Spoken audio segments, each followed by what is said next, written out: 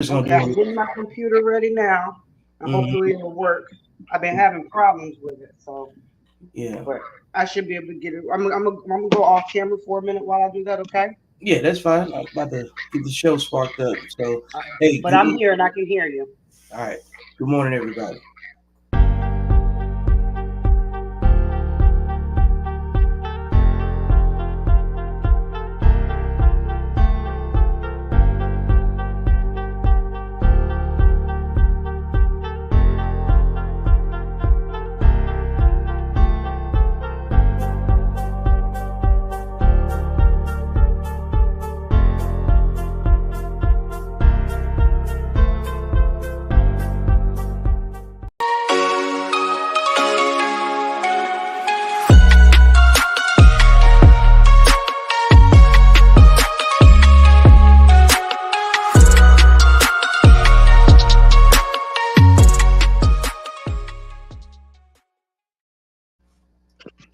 Good morning, and welcome to the Co Talk Coffee and Blunts Morning Show. And I'm your host, Victor Vincent.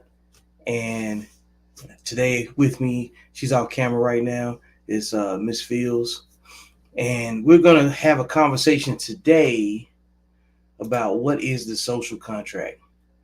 You know, what is our social contract with each other now? You know, in the midst of so many different relationship conversations, things are shifting to where people are ready for solutions because it's also the solutions only podcast. So we're gonna talk all over the place if necessary. But the social contract between people, like how are we supposed to treat each other? You know, uh, where's the trust? What are we doing to change? Like our safety around each other. So, what's the social contract? Because you see men and women at it, you know what I'm saying, at a high level, like, and it's just, look, micro conflicts everywhere. I think everybody can say they see that, especially if you spend a little time on social media paying attention to things. But, I got to thinking about what is our social contract with each other. And I wanted to be able to have a public conversation about that. Jess. I'm here. I'm sorry. Oh, you still working? Okay. I'm still working on I, this I had you. laptop. I had you muted, so I didn't want to leave you out. So I wanted you to be part of it if you was already ready. It's all good though. I'm almost there with you. Hey, But yeah, definitely, social contract is something that I believe that we do lack, whether it's in relationships, friendships, even down to some of us with careers. We don't value a structured social contract, which is why we find ourselves failing in different aspects of life. mm. So I guess one of the questions is that something that we can uh, adjust to? I mean, not adjust to. Maybe that's not the right word. Do you think it improves from where we are? Um, it's something that we have to first acknowledge that it's missing. So, until we as people can acknowledge that there's something missing and actually know what a social contract means, Mm-hmm. and what it entails, then we can't start to change it until we really define what a social contract is. Because a lot of people probably are hearing social contract and they're like, what are they talking about? Right. Yeah. In which a social contract, basically in layman's terms is you have a group of people or one or two people, and they just agree that there's going to be a certain structure, whether it's in their relationship, their friendship, um, even down to your children. There's a sort of social contract, things that you will allow, that you won't allow, that you instill so that they can grow, and that's basically what a social contract is, that we're going to be good to one another, we're going to have each other's back, and we're going to stick together and get through this thing called life. Yeah. Because like the reality is that we still got to deal with people, and as much as you want to try to X them out, like a lot of people try to go around people as much as possible, and then they have, like reasons to do so because that's based off experience and stuff. So with those different experiences, people's social contract changes. They're not doing anything. You know what I'm saying? That changes the dynamic. Let's see here. We get some feedback from your side over there. You might need to turn down something. Okay, hold on. Let's see. I promise. Next week I'll have my laptop. My laptop is just acting funny today. Hey, it's all good. Hey, the fact that you're still able to dedicate some time to it, then, what I'm saying, that's even better. So I tell you what I'll do. I help out. I'll mute your mic when I'm talking, and then unmute it when you talk. That sounds good. Yeah, it's it said we got a tech support suggestion in the comments. It said she has to turn her volume down or mute. Okay, well, what I'm saying, when we get the speaker feedback, got it. So yeah, we'll work with that. So yeah, like the the social contract, um, like you said, it it's changing with the way that we interact with each other. And I had to sit down and think about, like, is it getting worse? Is it getting better? What's changing to say, what I'm saying, yay or nay? And it just really depends on what you're doing. And I think what's really happening that I think we all in the middle of is that there's a demographic of people that is creating a better social contract based off of experience. Because I don't want to make it sound like we don't have one at all, or I'm asking the question, do we? And the people that do have it, you know what I'm saying, like that conversation is different. That's the conversation you want people to have. Because why would you want to be, what I'm saying, uh, vulnerable to people that don't have any type of, boundaries, lawlessness.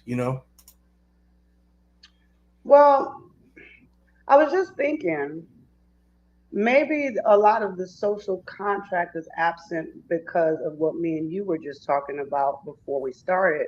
You have everybody in their phones. Everybody is so busy with everything else, and a lot of people actually aren't social anymore. They're not even social. So how you gonna have a contract if you're not even social? For example, I'm sure many people have noticed, let's say you're going to the doctor's appointment or the stores. Back in the days without phones, we would spark up conversations. That's how we met people. Now everybody is so busy with their face in their phones that they're not paying attention to really nobody. They're just hitting like on pictures and sharing memes and playing their game. So I think maybe that has a impact on the lack of social contract as well because we don't even know how to be social anymore. Yeah, tech is crazy how impactful it is. When it comes down to it, it's like it it's become so necessary in our society to be able to function that you can't overlook the impact of it, because you got a whole generation of people that that were born before the internet and then after the internet. Like, there's a generation that doesn't know life without the internet. And that's a different demographic of people that have a completely different experience in the human experience of interacting with people, because you got to interact with so many more people in your just based off the way that you move than you ever had to before. So they they're going to have different experiences with different people. So their social contract is going to change based off of that too. So, but what's a good example of a social contract too? I think that's the question we need to ask.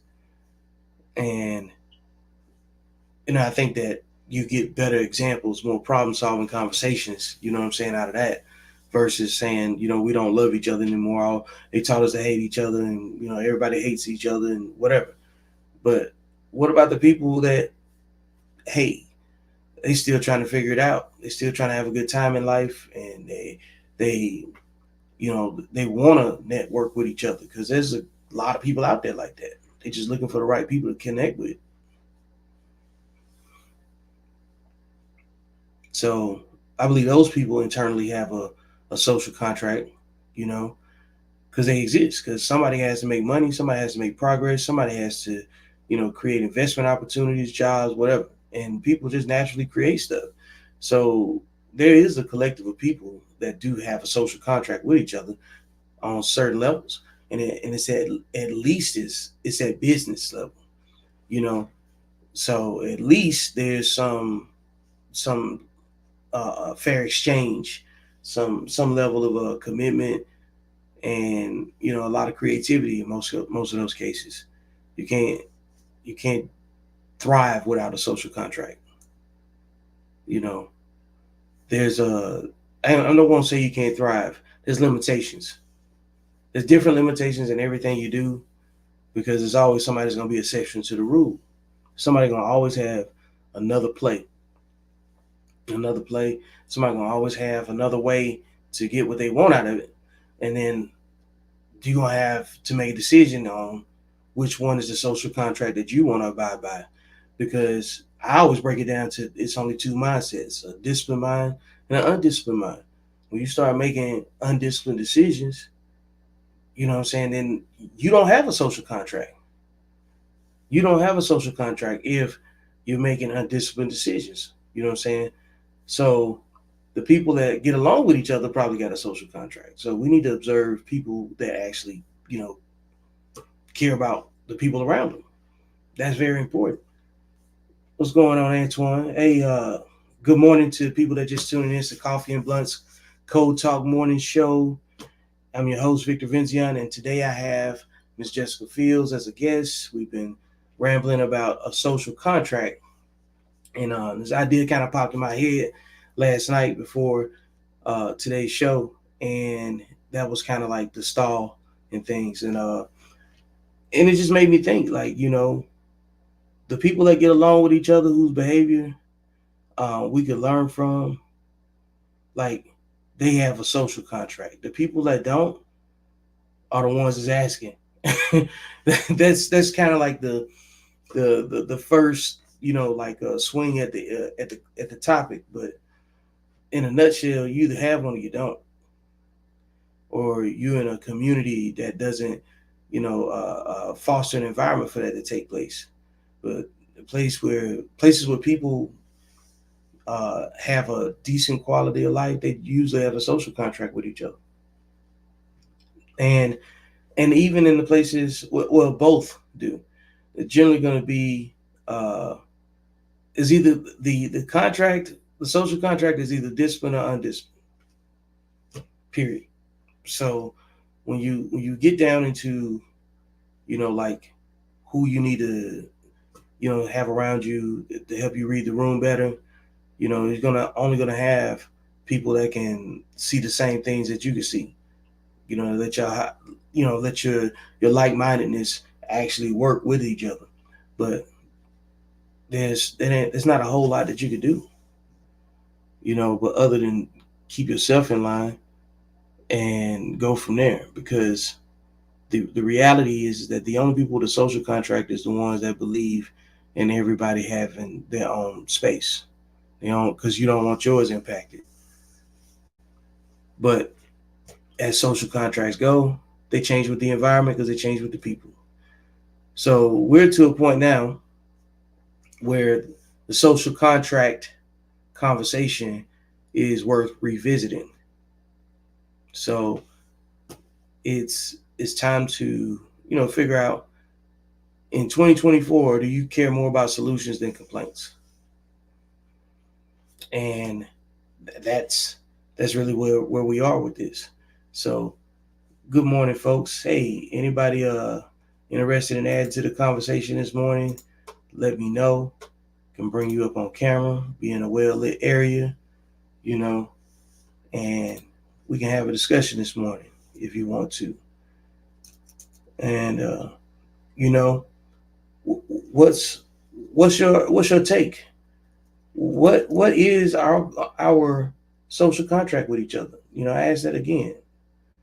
And if you got an explanation, what I'm saying, based off your experience and you want to share it, you are more than welcome to contact me and come on the show. So leave it in the comments, and I'm gonna let Jess talk a little bit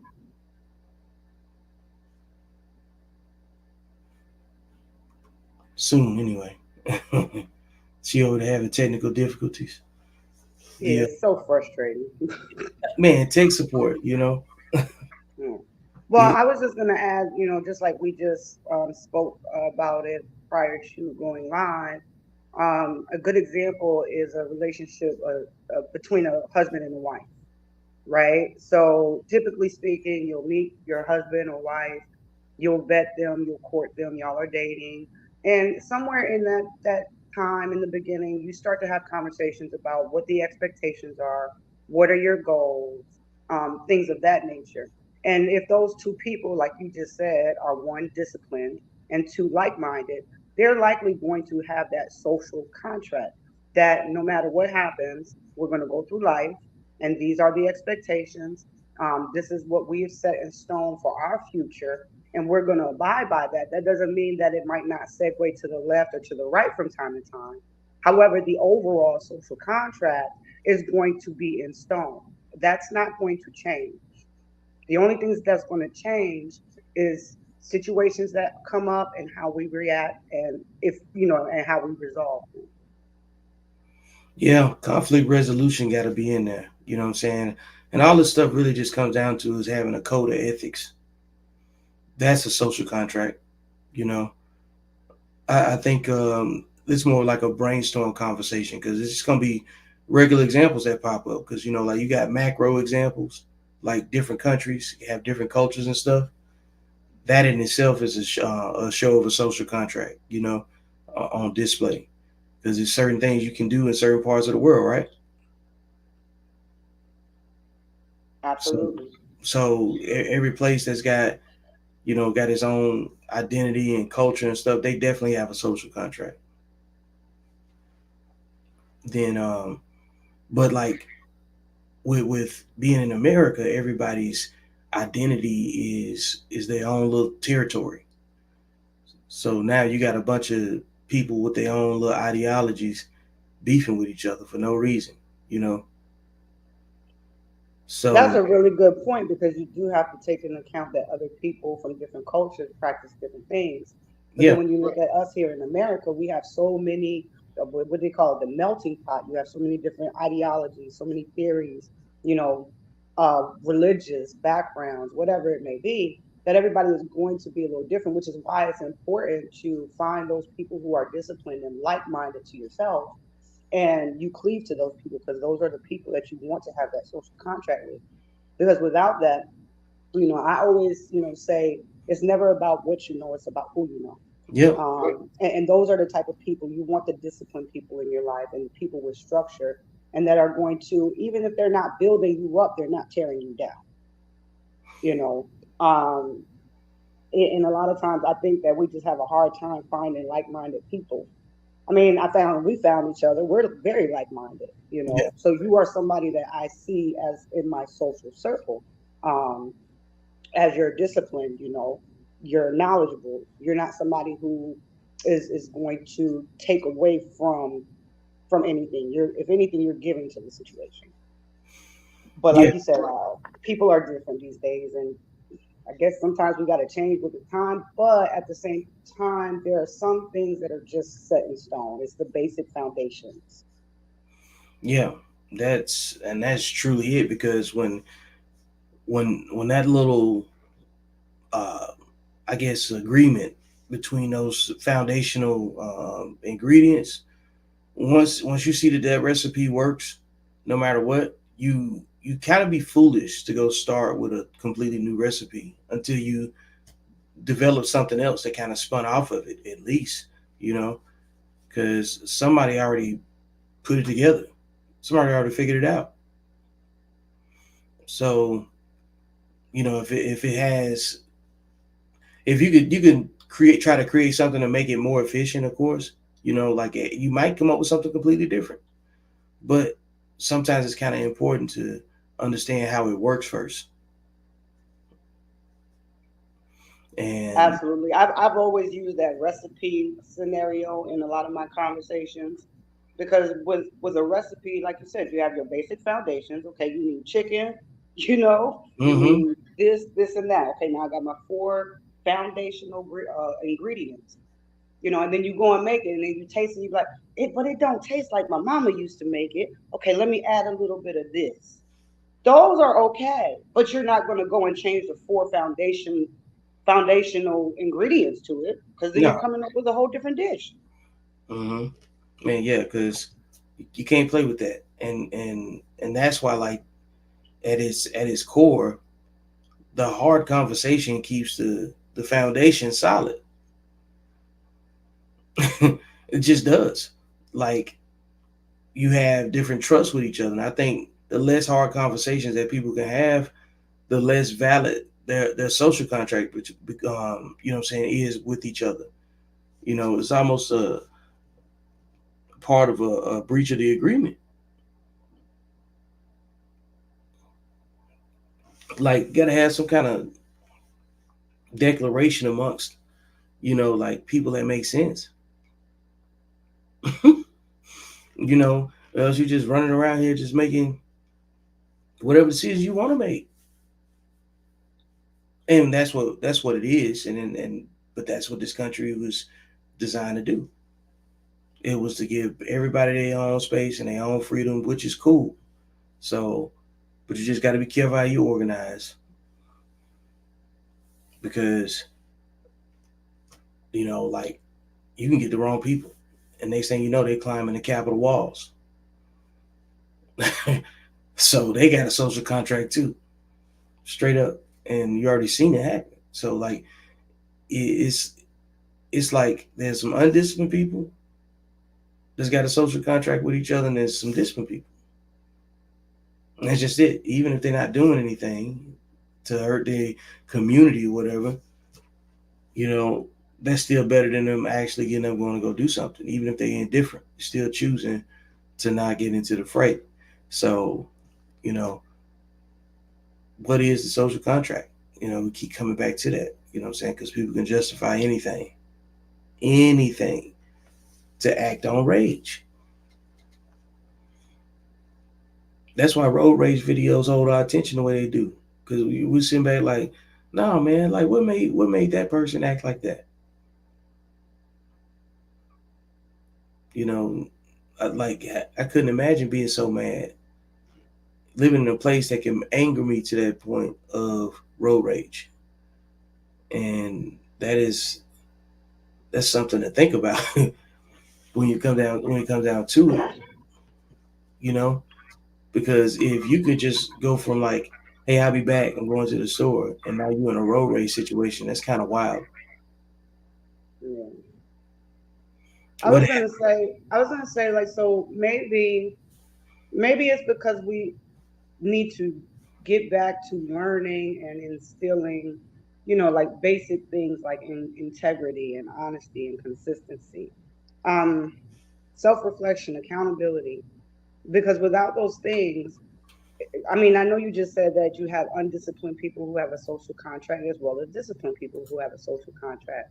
But I think what we're seeing is that a lot of people, they're just missing the basic foundations of a social contract, if that makes sense. mm-hmm. They don't have integrity. They're not honest with one another. Um, they're not consistent with one another. Um, Damn if they ever self reflect. And if you don't self reflect, you can't be accountable for yourself. So if Mm-hmm. we're starting to get back to those core values, social contracts will start to make more sense and be more often than less.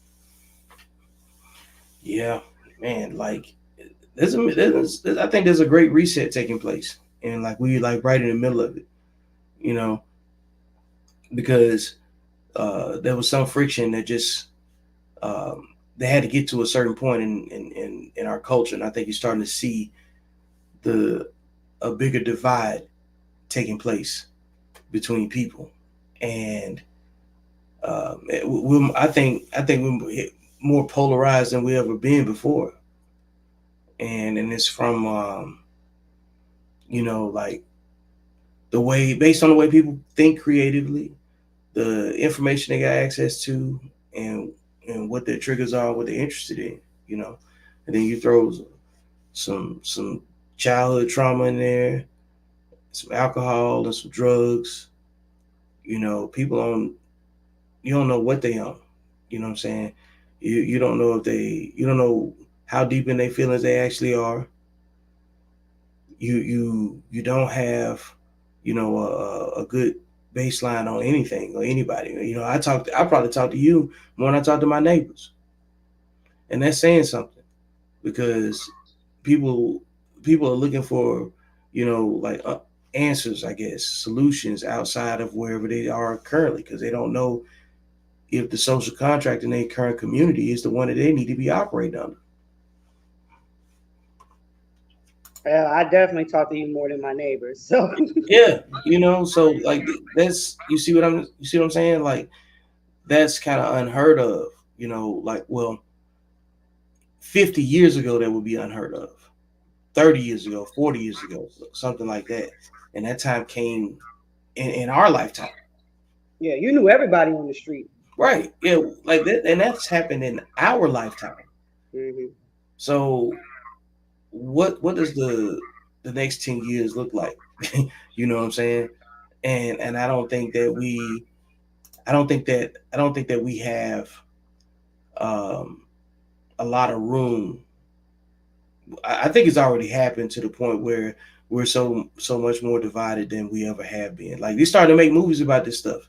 There's a movie coming out, like some kind of Civil War movie. Like you think about all of the catastrophe simulation movies that they had. Like Geostorm and what else? White House Down.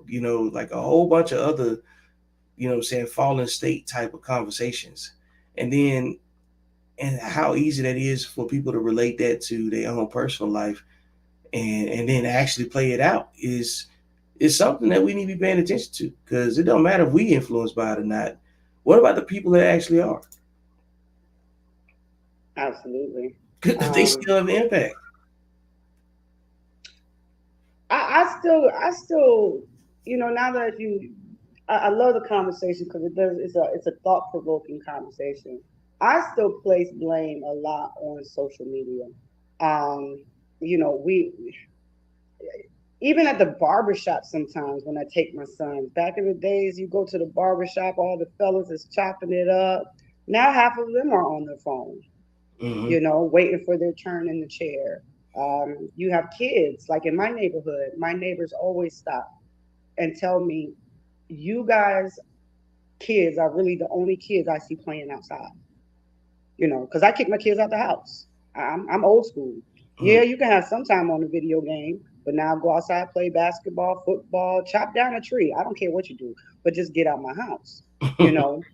Yeah. And so I think that also has a major impact on this social contract because we're too busy. Um, we're looking through a lens instead of seeing people. We're seeing people on social media, and I think people on social media 9 times out of 10 are different than people in real life because on the internet you can be whatever you want, right? Mm-hmm. Um, and then as far as the divisiveness, honestly, I only see it in social media. I don't see it in real life. Not to say I don't see any kind of altercation or anything like that, but Mm-hmm. the most of it when it comes to division and what you say, black men bashing black women, and single mother this and this.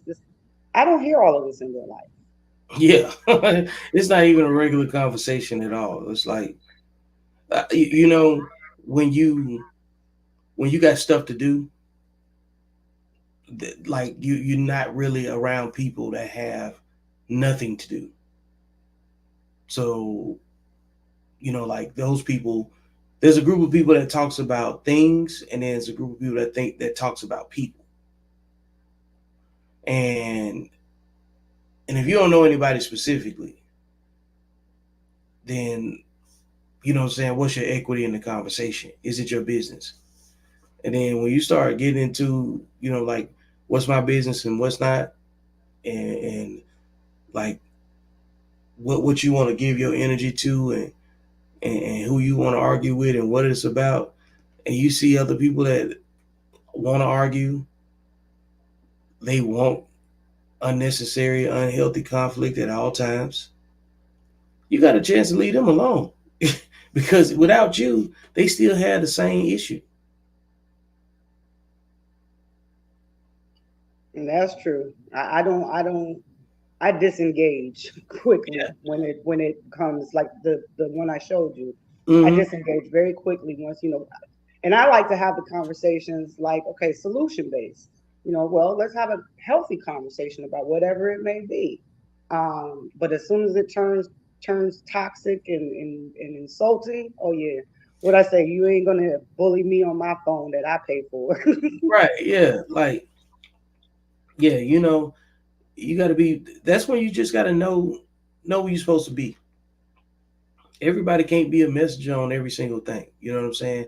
Like, this is why I've been asking for men that are willing to be mentors to young men who, what I'm saying, men that have been raised by women specifically. Because I don't have, what I'm saying, that individual story. I know what my limitations are now. You know what I'm saying? Because there's some dudes out here that they're not gonna be able to hear what they need to hear from what I'm saying, just because it's coming from a man's voice. They need to have somebody that they can relate to, because men don't just do things that they see in their phone and just start going to go, like on a tangent, and then just replicate somebody that they just saw on their phone. We talk about disciplined men, right? And I'm not fixing to just look at no TikTok video and so go start my own TikTok trend. That's not my thing, And for the ones that do that, that's their business too. You know what I'm saying? But ultimately, if you want to get compliance from people, just people in general, it is different when they can relate to the person where the information is coming from. And I'm not an idiot. I know everybody don't hear what I'm saying. I don't expect them to. And because I also understand that there's been people that I couldn't hear because I couldn't relate to the person that was giving the message. Doesn't mean what they saying wasn't valuable. It's the same reason why we listen to different artists. Like, you might have an artist you listen to that I might know some music from, but I'm not a fan. And I'm not a fan because of the notes their voice probably hit. You know what I'm saying? I might not want to listen to that particular artist. Maybe don't hit the right, notes with me. Doesn't mean that artist isn't great.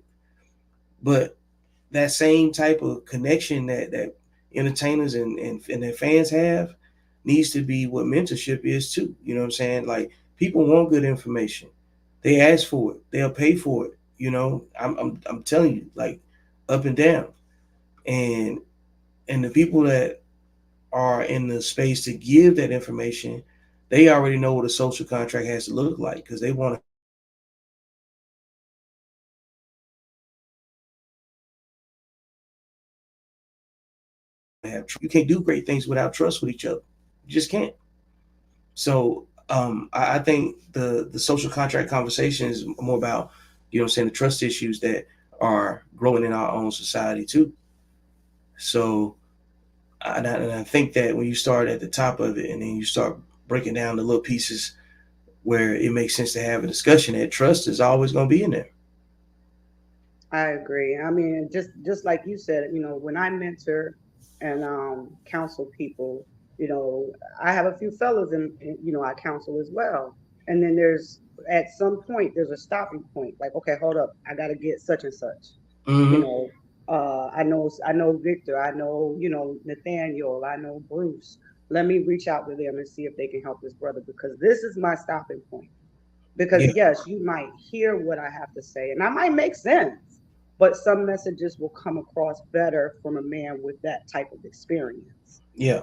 um, which then in turn builds your trust, because now that gentleman is still going to come to me for counsel and mentorship and guidance, because he knows that if I don't have the answer, I'm going to find him the answer. I'm going to find a way to get him what he needs. I'm not just going to babble to hear myself talk and give out bad advice. So trust is definitely imperative when you're talking to younger people. Heck, some of these older people too. They're not exempt. But that's a thing about trust. You know, I Yep. have with my husband being a high school teacher. You know, he's a younger black man in the teaching industry, and therefore the students tend to trust him more because he's a young black man. You know, in teaching in a predominantly black and Hispanic school, whereas, in all honesty, some of the white teachers, they don't gain that same respect because they can't relate to those students, wherein my husband does and can. So he has a bigger impact on his students than, say, Mrs. Karen. You see what I mean? Yep. And that same type of approach, even you talking about that at the, you know what I'm saying, at a education level for children, you know, there's a lot of life experience that goes along with that they're going to be able to compare, you know what I'm saying, with in the future. So the same thing needs to happen, you know what I'm saying, when it comes down to men, uh, mentoring men. They need to be mentored by, you know what I'm saying, someone that they can relate to, someone that they want to be like. You know, everybody talks about what needs to happen, you know, and who is deficient in this area or whatever, right? And then we've made it up to this point where we gotta come back and, you know, have all of these philosophical conversations about what it takes to just be decent human beings, and it's kind of crazy to me, you know, that so many people are in their own way emotionally, you know what I'm saying, so much so that they can't see what it looked like, you know. They're too close to it. Yeah. Um, that is tough when you're dealing with people who have gone through whatever it is that they've gone through and they have not taken the measures to heal themselves. Mm-hmm. I know when before COVID, I was huge into mentoring. Now I'm just kind of doing it here and there, because my daughter is, you know, she's not in school yet. And there were so many times where it almost felt hopeless because I would talk to these young ladies and some of the young men, but then I knew when they went home, they was going back to the same stuff, you know. And all I could do is hope that something that I said, you know, sticks with them. You know, I've had mothers come and cuss me out. You know, don't. What, you think you better than us? You told my daughter that she shouldn't be having sex. Oh yeah, that's exactly what I told your daughter. And why aren't you telling It her shouldn't that? even be an What? argument. Like, it shouldn't even be a discussion. You see what I'm saying? It's like But it, that example is just to show that even though you could sit there and have a conversation and they can nod their head yes and say, "Thank you, Mrs. Fields. All right, I got to go home now." And when they go home, "How was your day?" "Oh, me and Mrs. Fields was talking about, oh, she told you what? And da da da da da da, who she thinks she is." And I'm like, okay, you know? so Oh, what's women's social contract with each other? If you can't, you know what I'm saying, like, you know, like if you got to walk on those type of eggshells, thinking that, you know, you could give your, you know what I'm saying, give our kids something that they can learn from. You can't even do that. honestly, and this is no shade to my women. I love my sisters, and I got a good handful of solid sisters. You heard me, a handful of solid sisters that I would, you know, that I can trust, that I can talk to. We can talk to one another. But overall, women don't have no code. They don't have a social contract. Mm, Not the majority. mm-hmm. You will have groups of women that may have a social contract, but it's going to be merely dependent on what they can gain from one another. That's Mm, how I see it. really? Mm. If there's nothing to gain from somebody, that's just my opinion. Okay, Educate no me expert, today. Now you educate. You go ahead and talk. no expert on this. This is just my observation that unless a woman can benefit off of the friendship slash social contract, there's not going to be a social contract. Um, Unfortunately, some women are just so far gone and so self-absorbed that you can't be self-absorbed when you're within a social contract, because you have to keep in mind the other people that are in your circle, whether it's your husband, whether it's your friends, or even your family.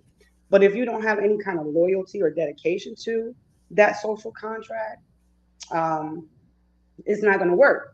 I mean, a lot of women are emotional creatures, so they kind of move when the wind blows, and that's unstable in a social contract. I gotta answer my door.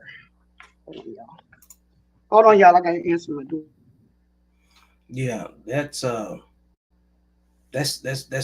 opinion from her space. You know what I'm saying? In the conversation, hey, you heard her. She said women have no code. She said it.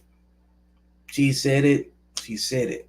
And that is what I'm talking about. But men have to have a social contract too, because the reason that women don't have, this is my belief anyway, that don't have a social contract is because of the absence of a masculine element that shows them that.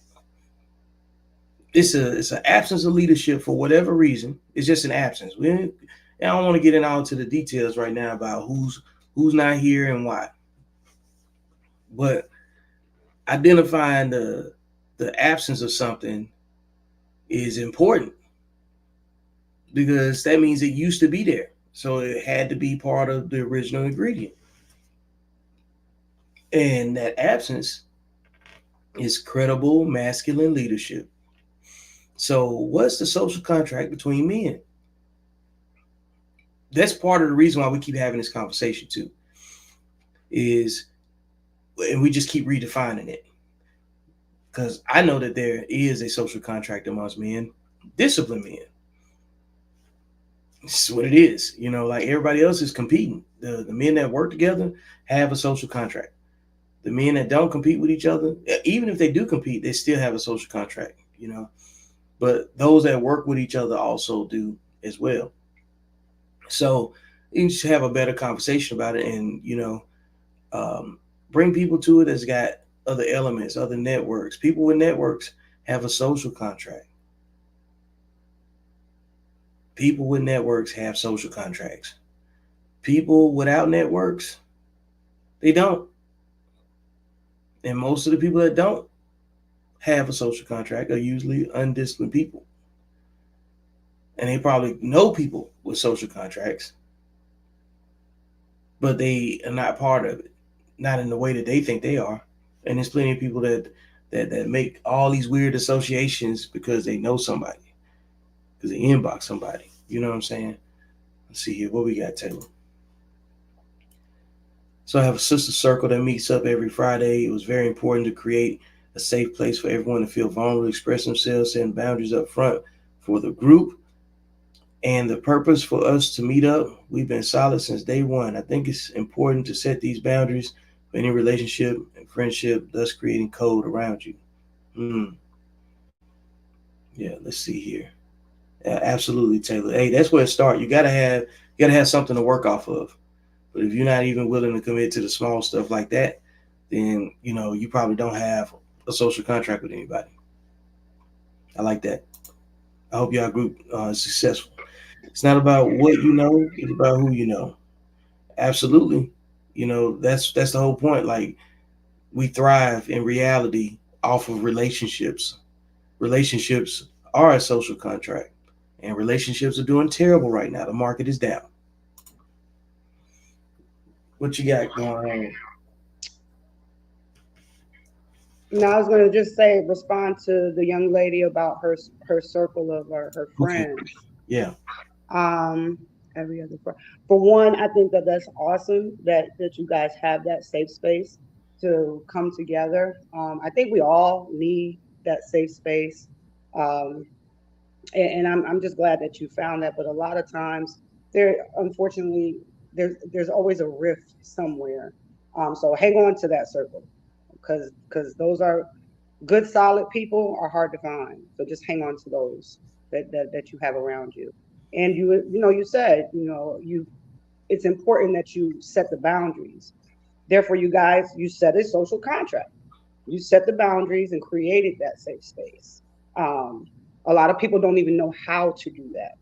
So, if anything, what would she suggest for some people? What are some of the boundaries? And like maybe that's something that she could maybe put into the chat so other people can learn how to even come up with that.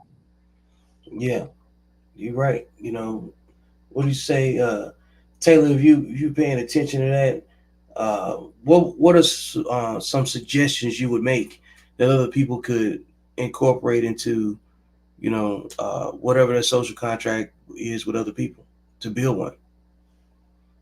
So, because I see a lot of people looking for connection to people that they actually can trust, and it's getting to a point where like the relationship uh conversation, not outside of us, of course, you know what I'm saying, because like we said before, we are already networking, we don't have the same concerns for the same reasons, but we also see how valuable the networks that we already have are when you see people that's struggling to connect with people on simple things. So it makes you work a little bit harder. So having that type of resilience in other people around you, it's a pretty healthy thing. So let's see what we got. Or Timotheus. hopefully she'll respond. Yeah. Hey, Timotheus. Yeah. Look at shout out to Timotheus. Y'all, hey, Timotheus, go ahead and drop your YouTube channel link in the comments, man, and get people to go follow your channel. And see your relationships have lost that value due to a push and hyper individualism, not to be confused with being an individual. Yeah, like I would like to hear how you break that down, but because when I start hearing terms like hyper individualism, I know it's a lot more uh, conversation that goes behind that. So I only have like a surface understanding of it, but I would be really interested in having that conversation or just being a person in the audience. You know what I'm saying? Like I ain't qualified to answer everything.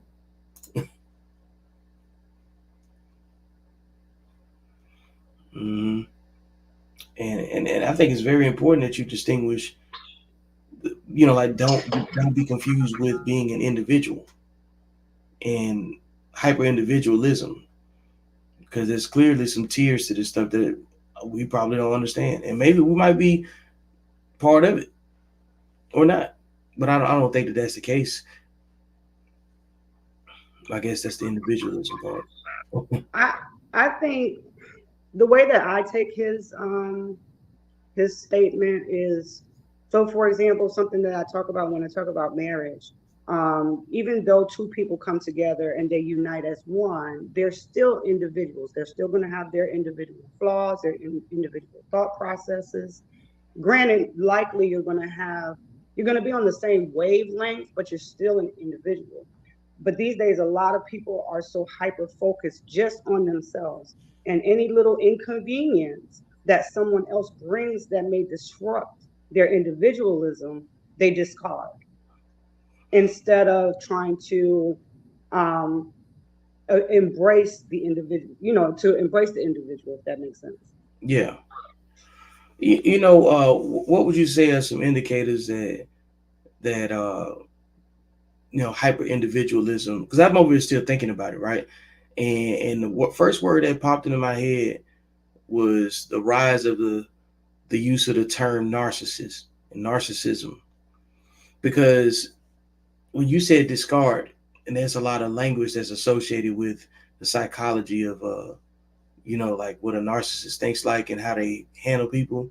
And if you look at enough of this stuff, right, you'll start to see that it's real easy for a person to read it and think that they're the narcissist at some point if they don't have, a good cognitive understanding of where they are in the world, you know.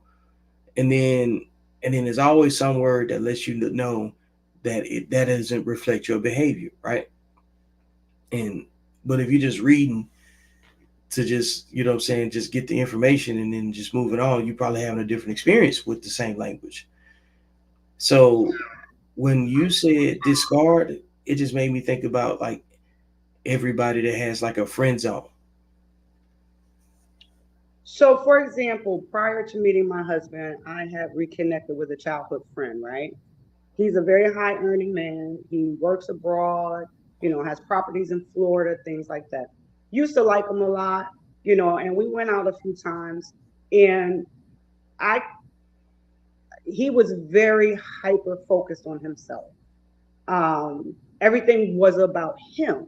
Therefore, anything anything that I would have to offer or would have to bring, it would take away from my individual self, because everything that I would have to give would have to be centered towards him. Therefore, he got discarded because I want to still be able to be an individual within a relationship, Mm-hmm. but I'm not so hyper focused on myself to where I think everything is about me. Everything should come to me. Everything should, you know, revolve around me. And that's some of the red flags. Or let's say a woman who is constantly chasing her career. She's hyper focused on her individualism, not the individual that she is. Because it's okay to be an individual. That's not going to go nowhere. Yeah. But as far as, like hyper individualism, another example, people think that like I don't have a life because I chose my children over my career. I'm still an individual as a mother and as a wife. However, there are some women who think that, oh, you left your career for that. No, I'm not doing that because my career is everything, and I'll put everything else behind for my career. Which, hey, that's okay. That's your choice. That's I'm a not. choice. Yeah. Um, I'm just speaking from my experiences. Mm-hmm. That is like when you start talking about it in those terms, it changes the dynamic of the conversation because everything that Timotheus has been saying in the comments and everything you just described, if you looked at the like the popular definitions or descriptions of a narcissist, that's what it sounds like. Because if you hyper individualism is what, from what you described, it's like we're focusing on the identity and not the person. Well, not here's the one thing I hate about the word narcissism Yeah, because or I hate it too. narcissism, I'm with you completely. because we all have a form of narcissism. Mm-hmm. It's a focus on yourself. You should want to focus on yourself. Now, there are some people who are, again, the extreme, but I kind of like that Timothy has said hyper individualism, because I like that better than narcissist. But it does fall in line with narcissists, like extreme narcissists. Yeah, extreme. Yeah, like when you think about the characteristics, like it's like saying everything and not saying it and not putting, not changing the word because it's we talking about the behavior of it, right? Because part of the social contract conversation is getting around like-minded people. Like-minded people probably going to have, like-minded activities and behavior, right? So those people probably are outside the social contract.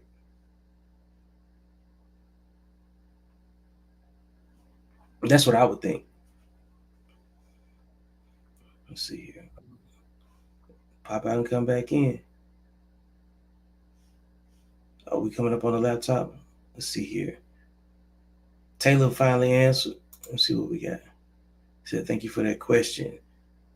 Appreciate you, Taylor, always showing up. Be very open and honest with yourself and others. Tell people what you expect and what is your heart no. Be able to release yourself from judging others and have an open ear. Be able to communicate in a way that your emotions are out of it. Take away the ego. Show up for your people. Don't take nothing personally. People are living their own lives. It's hard out here. These are just some things. If you practice these things for yourself, then people. Let's see what we got. I don't see what else. That's what it went off of. Taylor, I don't know what else you had that you put up there, but the comment got cut off. But I will appreciate what you already, offered for people to see. Yeah, man, these are some good boundaries to operate off of. This is like standard though. But the fact that we got to have a conversation about it, you know, because everybody's had to redefine their personal boundaries, so that changes the social contract of who they connect with. That's why you don't. Sometimes you don't end up having the same friends for life. Some people are not friends for life. They concerns and communication change, and then you change. You know, so like every now and then you have to reintroduce a new standard because some people believe that they have these same uh, organic boundaries, or these boundaries are believed to be emotionally organic, but some people ain't raised like that. So how they gonna have these things? How they gonna have a true understanding of that? So uh, and everybody doesn't learn these boundaries the same way. So sometimes you're gonna wind up being the person that has to teach them that, or you might be the one that learns it. So everybody learns at a different pace, especially by other people. I was just gonna say that, you know what, a great example of what you just said as far as how sometimes friendships can change. Think about a lot of for the ladies mostly, Hmm. how many times you've gotten married and you then maybe had a family. Your social contract with some of your friends are bound to change, especially if let's say your friend is still single, right? Or your friend does not have children. So what tends to happen more often than less, I mean, unless you're real solid, your single childless friends will start to veer off. And it's not because they don't like you or you don't like them or you don't have love for one another. It's just that the boundaries of your social contract has changed. No longer is Jessica able to go out and party with you.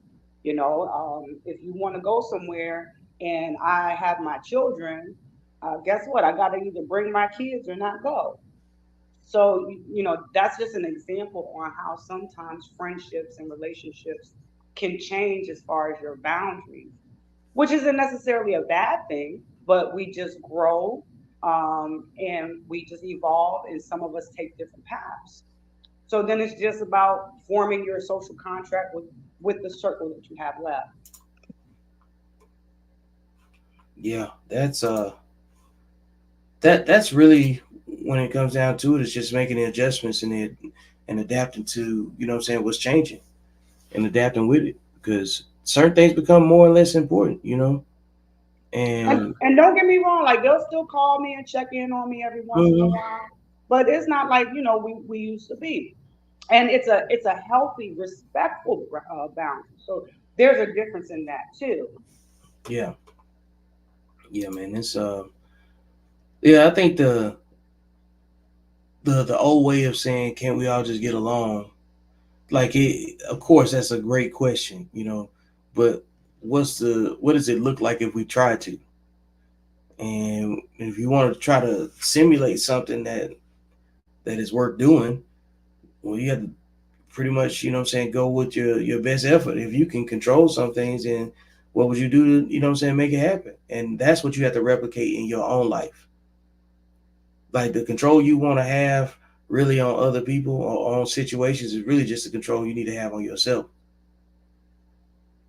So too many people want to be, they get down to the hyper individualism. You know what I'm saying?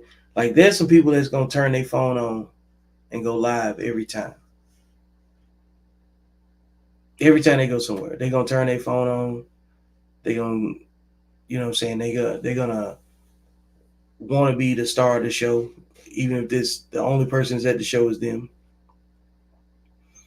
and and everybody's doing it. Like sometimes I sometimes I do things and I forget to take pictures. I have more times where I said, man, I should have had my phone out, or I should have had a camera or something ready, or whatever. Right? I have way more moments like that, and at the same time, it's like, well, that's a footprint too. That's doesn't mean I didn't have the experience, but some people got to document everything, and it doesn't help anybody else but themselves, and that's kind of crazy to me. But that's more of I think that's more of just, I won't say necessarily attention seeking, Hmm. because just like you, there are times where I say the same thing. Man, I should have got a picture of that. Man, how did I miss this opportunity? But we were having fun in the moment. Let's say it's a family trip or something like that. We were having fun in the moment. I wasn't thinking about my phone. Right. Um, but again, that goes right back to social media. Too many people are using social media for attention and not necessarily a positive attention. Because some people thrive off attention, whether it's negative or positive. Yeah. And I think that social media has given a lot of people that should not have access to the internet access. Um, Yeah. because now they're hyper focused on what can I show the world today? Look what I can do. Here I am. But like you said, 9 times out of 10, they're talking to themselves or to a bunch of people that they might hit like on it, but then after they hit like, they're gonna keep scrolling. That's They it. ain't thought about you no more. Mm-mm. So your social contract is void because you don't even have the social contract because you're really just on media. Yeah. Like if to me, if you've been on social media thumbing the last 15 years with the same people, and you haven't tried to do any type of business together, or whatever, that like as long as you got it in the right pocket of your life, that's cool. I feel like I can, like take mine to a different plateau and get whatever support I need because I'm using it as it's part of a business tool for me. You know what I'm saying? I'm on social media for completely different reasons than maybe some other people. It's gonna be some entertainment sprinkling there, but like, I have a strategy of what I'm doing and it's very intentional. So some people don't have no strategy for their life. So their activities ain't got no strategy. If they have any. You know what I'm saying? So right there, you gotta have a purpose for your time to justify whatever it is you're doing, you know? And that's the difference between being disciplined and undisciplined. Truly is. You know? Let's see here. Be going live to get a sandwich. Yeah, yeah, yeah, for real, bro. Like people setting up tripods before they walk into places. Who cares? You in the grocery store. You know what I'm saying? Like, and whatever people picking whatever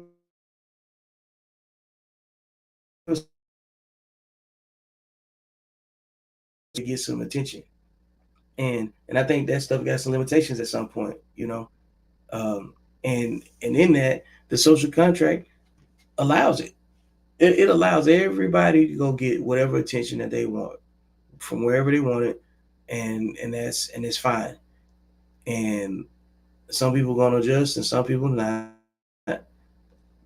And when it gets down into it, it's it's casually and publicly accepted. So being able to hog up space for individual moment and what I'm saying, disrupt traffic, you still see people sabotaging themselves too. You know, they use the same technology they get attention with to sabotage themselves too. So you got to be careful out here with what you do, especially because some people are probably doing it for the likes and they're willing to use you as a prop. So you got to really be paying attention around here because this level of hyper individualism that we're discussing right now it impacts the social contract. He said a sandwich. Yeah, but he ain't lying though. We I'm not. picking up, saying food flakes for my goldfish, and then drop a 30-second infomercial. Oh. So like for me, like my social media, I am a stay-at-home mom. So, I have a 3.5-year-old. So I enjoy meeting people like you. Timotheus, I've known him for a while, Like you, I like interacting with like-minded, disciplined people and having great conversations. Prior to that, my Facebook has my family on it. So for me, the most you see on my Facebook is memes and pictures of my kids. Um, because I have family in Germany, Australia, heck, California. We're all over the place. Hmm. So Facebook and social media, it's a good thing if you use it in the right way. Yeah, yeah. If you use it to really, uh, show some connectivity to you to the people that you care about, cool, cool. But at this point, if you've been using it for 10 years, what I'm saying, just to get through your lunch break or whatever it is, what I'm saying, that's cool too. I'm just gonna sell you something. So that's what uh that's what kind of comes down to at some point. It's got to have some kind of value, you know. At some point, everything you give your time to got to have some kind of value at some point, or not. You don't have to do nothing you don't want to do. You're right. You're absolutely right. Like for real, it's just some people that's just they're gonna stay exactly where they are, and it ain't your job to make them be nothing else than what they are. That's right. Yeah. And like I said, I also use it. I do counsel quite a few people. I enjoy that part. I enjoy helping people, even if it's just being an ear to listen to. You know, I enjoy those types of things. So, and you already know that I have plans for the spring and summer to start doing some things myself. Also to monetize it, especially being a stay-at-home mother, makes Yeah. sense, right? Mm-hmm. I get to Mm-hmm. stay home and make a little extra money on the side. Yeah. Cool. Um, I got some really good people behind me, people like you, my friends, the Shabazz family. I'm looking forward to working with. So I'll be out soon. You know what? And that's part of building. That's part of us. Like doing our part of the social contract. Helping network with each other, and putting people in situations where, what I'm saying, they can win. But see, in that aspect, a lot of people too have to realize that you actually have to want. Not only do you have to want to do it, if you know somebody that's doing it and they're willing to give you the opportunity to learn from them, accept it. And Yeah, it's too many times that hyper individualism, we don't want to be told nothing. Oh, man. I got it. I don't. You don't need to tell me how to do it. This is gonna be my stuff. You ain't got to tell me nothing. When in hindsight, I could say, "Hey, Vic. Hey, Timothy. Hey, Shabazz. How can I make this better? What can I do to make this? What are your ideas?" And we're supposed to feed off of one another, and that also is a form of a social contract. Yeah, man. As you were talking, that made me think. Like what's the direct impact to, like the social contract, and we talked about with mentorship, but hyper individualism impacts mentorship along the same lines of what you were just saying, where some people can't accept the information for whatever reason, whether it be I don't like the way you told it to me, or I don't want to do it right now. Something in there involving the ego, blocking receiving that information, right? And that hyper individualism is a lot of egos, what I'm saying, involved in that situation. I was going to say a lot of it does have to do with ego because a lot of people will want to say at the end of the day they did it themselves, Mm-hmm. that they didn't need anybody to help them. I did this. Instead of being able to say, you know what, I had some good support. Thanks for looking out for me, and then go on about your way and become successful on a different level. But too many people want that their own gratification. They don't want to be able to give anybody. They don't want to put nobody in the credits. Yeah, At yeah. the end of the movie, they Hmm. want them to be the star. That's it. That's the only name up there, Victor or Jessica. They Yeah. don't want to say co-starring, co-hosting, and special shout out to such and such. Hmm. They just want their name in the title and say, "I did this." Yeah. Like for real. That is so true. And it just comes out like deliberately, and you don't have to do a whole lot of psychobabble to see what it really is about. It's about the individual at some point. Timothy is with another question, or another statement rather. Humans are social animals, and now we see humans making conscious effort to fight against nature. That's so crazy. Yeah, like that is absolutely wild. Because we, like, I can't say it any more plainly. And this is why I say the social contract is changing, because if humans are fighting against their nature in terms of like kicking it with each other, and like, well, disciplined people understand that, what I'm saying, we got to work with each other and make room for each other.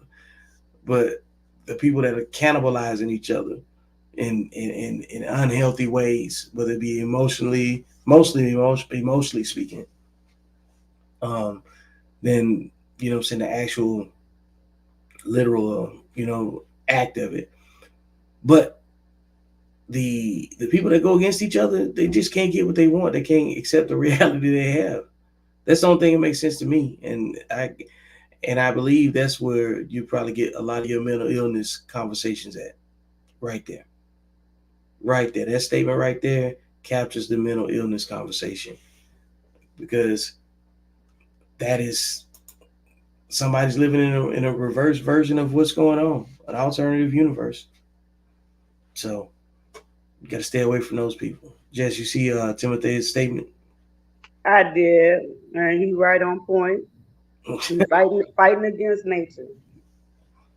Man, Just stupid. I it's can't so even think of a stupid. better word. It's so stupid. That's where we are right now. That's like me. A lot of times, my husband and I built this together, right? Like, we've been together 15 years. We started from the bottom, now we're here for real. Hmm. And you have a lot of women out there, they're not willing to build, they're not willing to give the other person credit. They're so busy wanting, I did all this. This is all me. And I only say that because how would I look saying, well, for example, my name is first on the house, right? Hmm. For good reason, Hmm. nothing sinister. Um, and I could say, well, this is right, Hmm. but I'd be a fool to not say, no, me and my husband did this. We did this together. I don't fight against that nature. I'm independent. I don't need no man. And no, that's not nature. That's not how we're supposed to operate. We're supposed to balance one another. But again, that goes back to the ego, the hyper individualism. You know, don't want to put nobody in the credits at the end of the movie. You want to have everything for yourself. But that's just not how life works. It never has. Yeah, It never has. life don't even work like that. Even if you function like that. I mean, you may achieve some of your goals that you want to achieve, but it's not going to be the same. Hey, look, it's so much you had the better credit. Grown people understand why your name is first. No, hey, I just didn't want to say it all loud. Talk about my husband Yeah, here. yeah, Well, and also because I'm a veteran. yeah. So, Hey, look, uh, when you got that VA loan, you know what I'm saying? It just yeah, we go with the resource that makes sense. I just didn't want to say, see, me, I will never ever say anything remotely negative about my husband. Yeah, that that's what it come down to. Like, this is why the resources always make the rules, and that's a perfect demonstration of when I say that. Because it doesn't mean that the man has all of the rules and the resources. You know what I'm saying? He sets a different type of protection for the relationship. so we can sort out what works and what fits and what doesn't, what meshes well. You know what I'm saying? And then when we come up with what we think makes sense and we discuss it with our counterpart, you know what I'm saying, our wife, we gonna do what makes sense. So in a situation like that, nah, that ain't no that ain't no insult. That's just being reasonable. You know, you gotta manage what you got. You start making decisions off of ego, you know what I'm saying, then we're gonna have problems. That's true, but imagine a man. Okay, remember we were talking about the whole control thing yesterday. Oh yeah, yeah, yeah, yeah. Now imagine a man with that type of mindset. Well, we have to put your wife's name first. What you mean you got to put my wife's name first? That's my house. I work for that. There are going to be men out there like that. You know, that's not going to sit well with them. Yeah, It just it that's why I'm kind of careful. Now my husband cool as a fan because he's smart, you know, he's disciplined and he's logical. He's like, yeah, no, hold on, we get how much of a discount and you're just gonna lower the interest? Oh yeah, but put her up there, yeah. you know. Um, Matter of fact, when we signed the paperwork, I nudged him. I said, hurry up and sign this paperwork before they figure out we ain't supposed to be here. Hurry up, you know. Yeah. But again, you know, he doesn't have that hyperinflated ego. Mm-hmm. Yeah. And it's actually a sign of how good of a leader your husband is. He understood what was the best course of action for the benefit of the family. He could have been like, man, I'm the man, I'm first. Exactly. Yeah. He could have threw a tantrum. That's what it looked like when a man threw a tantrum. I want to be on the line first. It don't take all of that. Yeah. Man, so uh to review, we've been discussing the social contract for those of you that have tuned in, and we have discussed quite a few different um, characteristics and behaviors, and what we've observed on uh, impacts to the social contract. And hyper individualism is a major centerpiece to that because it it it blocks, it discards, it creates unhealthy boundaries, and it pretty much puts an impasse, between the hyper individualism itself and mentorship. So it makes it hard to learn, hard to accept, um, objective reality in some cases for some people. And it's also hard to get people to accept, maybe the subjective more, that more is happening, uh, in the subconscious of people than what they understand. So you can't see that, but you can observe the way that they move and how they interact with people and tell whether or not they're healthy for your social contract. So because you got to have one with yourself first too. We're talking about what our social contract looks like with other people, but most people don't have one. Most people, that's part of the perpetuation of, I'm saying, of the behaviors that go into this conversation that we're talking about. We're talking about the undisciplined people that don't have a social contract with themselves. That's what it is. So, like, we got to have more refined ways to avoid being easily offended, because there are a lot of people that are very easily offended at healthy conversations. At topics that require critical thought, they can get insulted by that. You have to be careful around people like that. The ones that say, "Oh, you think you know everything." You need to be careful of people that challenge you with those types of, like double-edged insults or backhanded comments, all of that stuff, all of that. You have to be rooted on what's healthy for you without nobody else involved. You got to be rooted on that, because a lot of people's social contract is set up to just violate somebody else.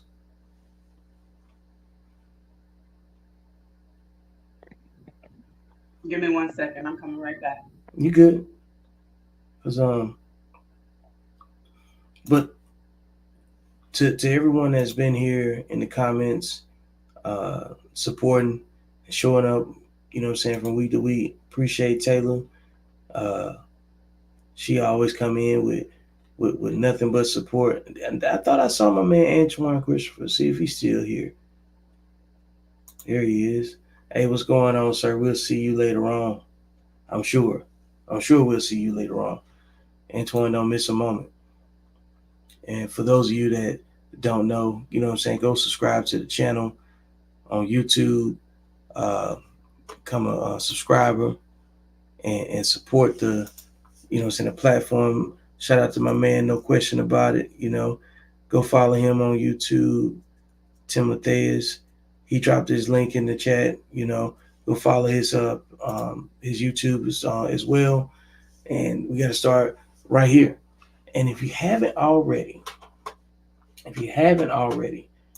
you guys need to go ahead and join the new Accountable Masculinity Facebook group, and it is what it sounds like.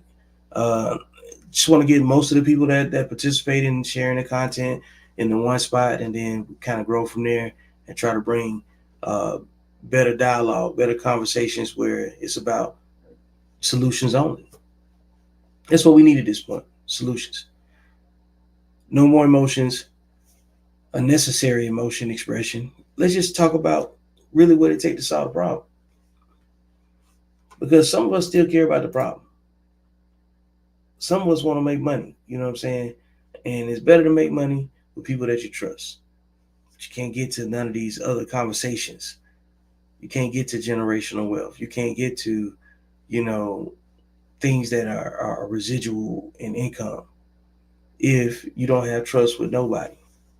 So a lot of y'all say y'all want the same things, and the opportunity to do the work, you know what I'm saying, it's always present because you want to do the work. So get with the people that want to do the work. Man, with that being said, Jessica, you got anything before I get ready to end this thing? Because we're reaching the end of the show, and I wanted to give you the floor one more time. Excuse me. Firstly, it was a great conversation. You're gonna have me thinking throughout the rest of the day here about some things that I'm gonna also incorporate later down the road. And like you said, yes, anybody please come and join the Facebook group. Um, and lastly, you're absolutely right about solutions. Um, we got to stop talking. We got to start talking more solutions than the actual problem because we know what a lot of the problems are. Um, for example, with my sons, they're 10 and 11. And when they have an issue, what I do is I make them write down up to 3 solutions with the consequences of each solution. And they know not to come and talk to me without that list because I teach my children how to think and problem solve for themselves. Because I don't want to send them out into this world having given them all the answers. I want them to actually think for themselves and try to come up with their own resolve. And then we sit down and we talk about it. And I think a lot of adults can incorporate that to themselves. I do that as well. When I have an issue, I sit down and I say, okay, well, I can do this. Well, maybe not that one because I don't like the outcome of that one. So let me come up with something different. And I go through my little list, and then I finally find the one that's going to work. Whatever's best for the issue. So if anything, just maybe anybody that's having some kind of um, issues going on, maybe try that. It works for me. Get a piece of paper, write down the issue, and then get you 3 little bullet points, and say, okay, this is resolve 1, resolve 2, resolve 3, and then just think it through, so we can come up with more solutions than talking about the problem. Man, come on now.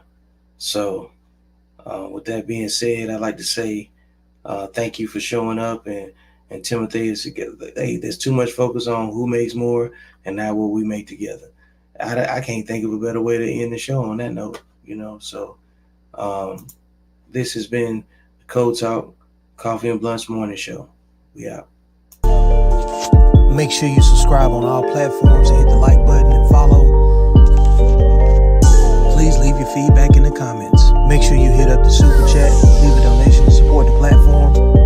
Yo, My chick make me a sandwich. Your chick make you mad. My chick make me a sandwich. Go cop the shirt, visit the merch store, shop with Accountable Masculinity, and support the platform. Men have hope.